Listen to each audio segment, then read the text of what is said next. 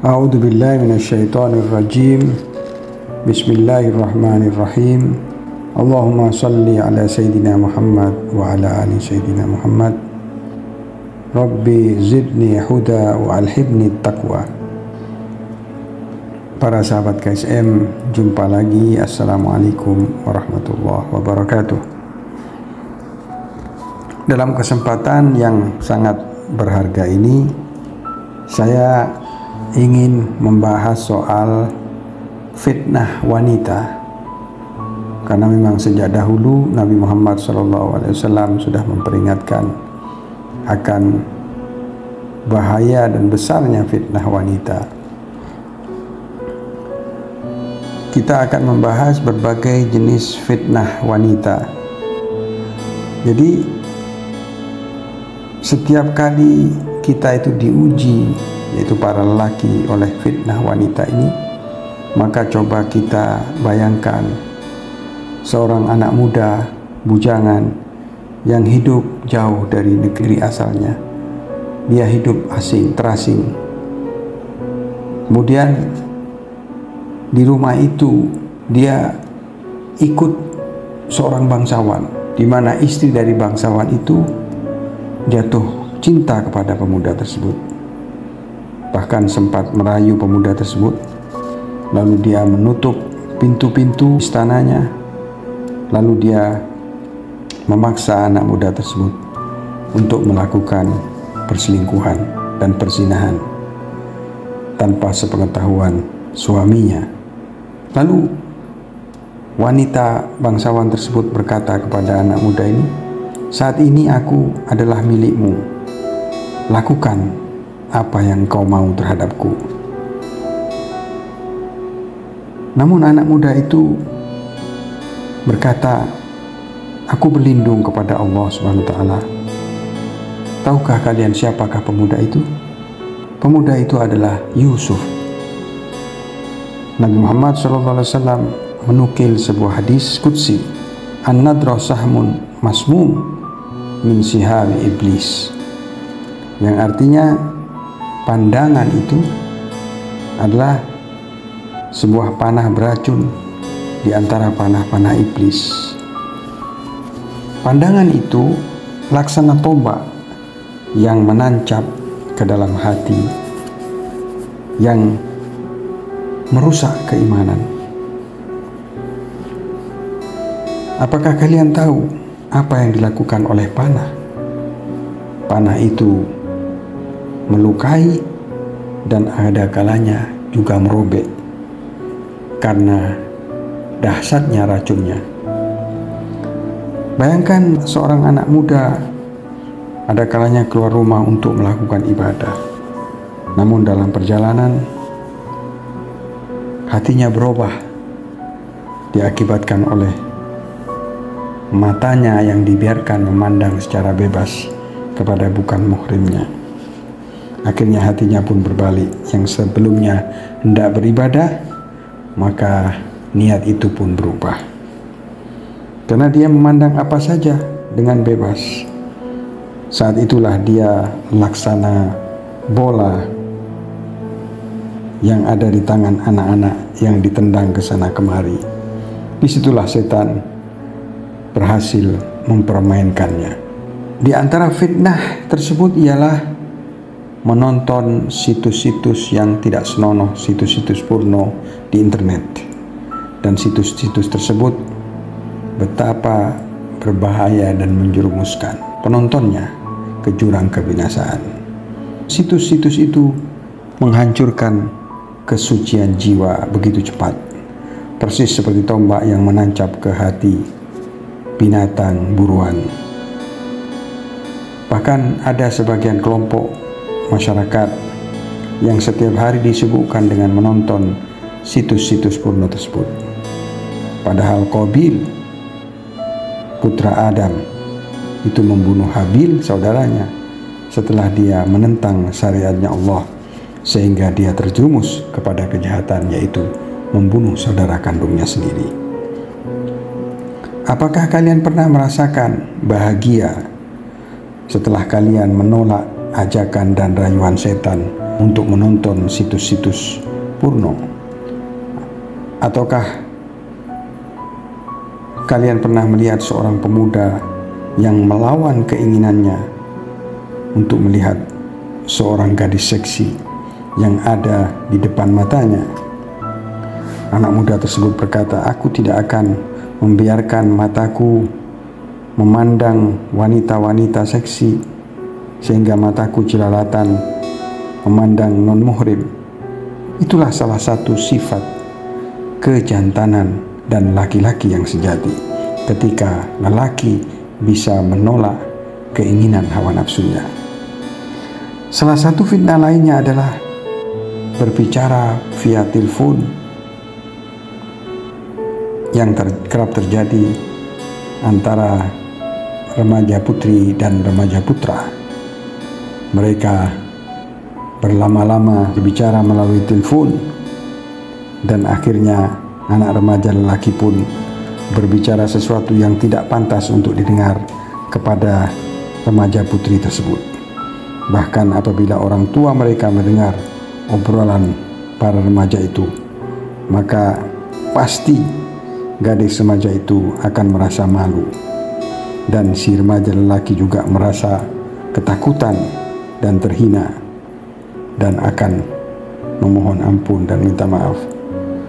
Padahal terlepas dari pengetahuan orang tua, Allah Subhanahu wa taala berfirman, "Alam ya'lam bi anna Allah yara" di surat Alaq ayat 14. Karena mungkin orang tua tidak mengetahui pembicaraan dan obrolan para remaja putra dan remaja putri, tetapi Allah Subhanahu wa taala selalu menyaksikan dan selalu mengetahui pembicaraan apa yang tengah terjadi antara remaja putra dan remaja putri tersebut.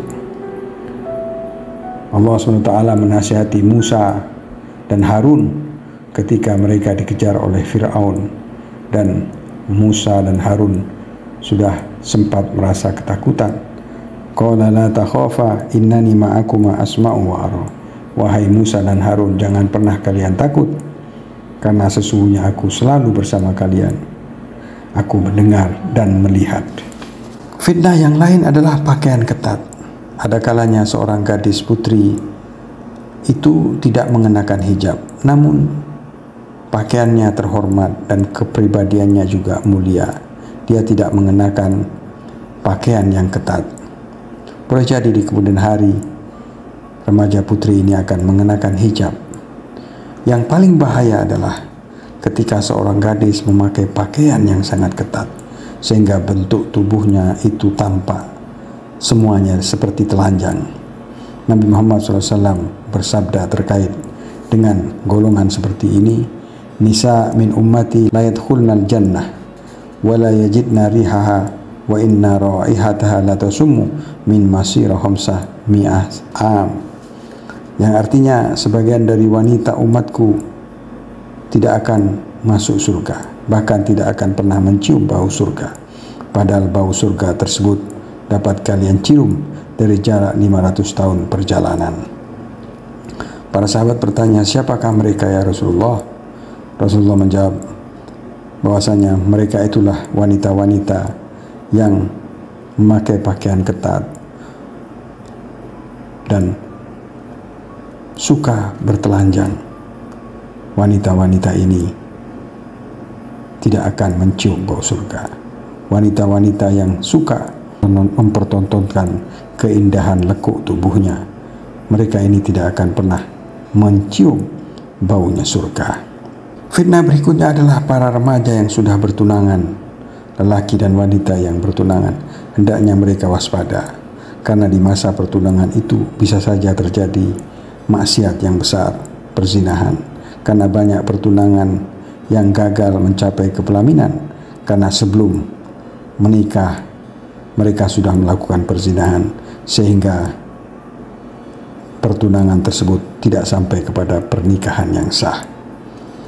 Fitnah berikutnya adalah dari pertanda kiamat. Nabi Muhammad berkata, "Semalam ada dua malaikat yang datang kepadaku," kata Nabi Muhammad. "Kedua malaikat itu mengajakku untuk melihat sebuah lubang yang dalam penuh api. Aku melihat lubang itu dipenuhi lelaki dan wanita yang telanjang, dan di bawah lubang itu terdapat api yang besar yang sedang membakar lelaki dan wanita yang telanjang tersebut. Kemudian Nabi Muhammad bertanya kepada kedua malaikat itu, "Siapakah mereka, wahai para malaikat?" Para malaikat itu berkata, "Mereka adalah pezina." Diriwayatkan oleh Imam Ahmad ibn Hanbal. Merajalelanya perzinahan adalah pertanda kiamat. Siksaan dan hukuman bagi para pezina adalah sangat pedih. Hendaknya para pezina bersegera bertaubat dan melakukan kebaikan-kebaikan dan amal-amal soleh sehingga dapat menghapus dosa dan keburukan daripada perzinahan tersebut. Wa aqimis sholata tarafayn nahar wa zulafan minal lail innal hasanat yudhibna sayyi'at dzalika dzikra lidzakirin. Surat Hud ayat 114. Bagi orang yang banyak telah melakukan dosa-dosa perzinahan dan dosa-dosa yang lain, maka solusinya adalah memperbanyak amal-amal soleh, karena amal-amal soleh dan perbuatan-perbuatan baik itu dapat menghapus dosa-dosa yang sebelumnya. Di masa Nabi Muhammad SAW telah terjadi sebuah peristiwa. Seorang anak muda mengganggu seorang wanita dalam perjalanan, di mana saat itu sebuah rombongan sedang menuju ke Madinah untuk berbaiat kepada Nabi Muhammad SAW. Dan di antara rombongan itu terdapat seorang anak muda. Dalam perjalanan itu, anak muda tersebut sempat menarik seorang wanita kepada dirinya, sehingga wanita tersebut merasa terganggu dengan ulah dan sikap anak muda tersebut. Di saat satu persatu orang berbaiat, tibalah giliran anak muda tersebut untuk berbaiat kepada Rasulullah SAW. Saat itu Nabi Muhammad SAW tidak bersedia mengulurkan tangan beliau untuk dibaiat oleh anak muda tersebut. Nabi Muhammad berkata, "Apakah engkau anak muda yang telah mengganggu seorang wanita budak?" Pemuda itu diam. Nabi bersabda, "Aku tidak akan mengizinkanmu berbaiat kepadaku." Lalu anak muda tersebut berkata, "Demi Allah, aku berjanji tidak akan mengulangi perbuatan itu lagi." Lalu Nabi mengulurkan tangan beliau ke pemuda tersebut untuk dibaiat. Diriwayatkan oleh Hakim. Pemuda itu ketakutan lantaran Nabi Muhammad SAW marah. Nabi Muhammad juga sempat memalingkan wajah beliau dari pemuda tersebut. Alangkah celakanya seseorang yang saat kiamat nanti kemudian Nabi Muhammad tidak mau memandang wajahnya, malah Nabi Muhammad memalingkan wajahnya dari dia. Yang paling menyedihkan saat ini adalah bila wanita menganggap murah badannya dan dia mengizinkan semua lelaki memandang auratnya. Suatu hari Imam Ahmad bin Hanbal melewati suatu tempat. Tiba-tiba angin kencang menyingkap pakaian seorang wanita yang tengah berjalan di depannya, sehingga betis wanita itu tampak. Imam Ahmad lalu menutup matanya seraya berkata, "Zaman fitnah adalah saat seperti ini." Kemudian fitnah berikutnya adalah perselingkuhan. Seorang lelaki datang kepada Nabi Muhammad SAW seraya bertanya, "Dosa apakah yang paling besar di sisi Allah SWT?" Nabi berkata, "Mensekutukan Allah." Padahal dia tahu bahwa Allah lah yang menciptakannya. Lelaki itu kembali bertanya, "Setelah itu dosa apa ya Rasulullah?" Nabi berkata, "Bila engkau membunuh anakmu karena kau takut tidak bisa memberi makan." Lelaki itu bertanya lagi, "Lalu dosa apa lagi ya Rasulullah?" "Bila engkau berzina dengan istri tetanggamu." Diriwayatkan oleh Bukhari, Muslim, Abu Dawud, Tirmizi, Nisa'i, dan Imam Ahmad. Ikhwani wa akhwati sekalian, semoga kita semua dapat terselamatkan dari fitnah wanita dan selalu berwaspada agar hati kita tidak terkotori oleh fitnah ini, karena semakin hati kita terkotori oleh fitnah ini, maka pintu untuk taubat pun akan semakin tertutup. Akhirul kalam, wabillahi taufiq wal hidayah, wassalamualaikum warahmatullahi wabarakatuh.